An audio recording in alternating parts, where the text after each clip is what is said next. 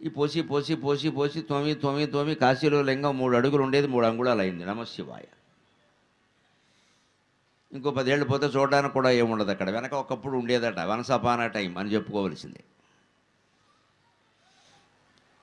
అనేక రకాల మనకు తెలుగునాట 2 రాష్ట్రాల్లో ఉండే పంచారామాల్లో లింగాల పరిస్థితి కూడా అదే.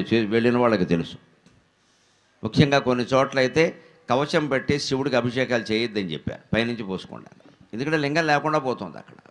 పైగా అభిషేకం పోసిన వాళ్ళు ఊరుకోరు కదా, తోమేయండి అంటే మనకు మసాజు బాగా అలవాటు కదా, తోమేయండి శివుడిని అని. పైగా అర్చకుండా కూడా తోమనయ్యం, మనమే తోమేస్తాం ఇక్కడ. మనకు తోమేస్తే మనకు పుణ్యం. ఆ లింగం అరిగిపోతుంది అనేది ఒక్కడికి తోచదు.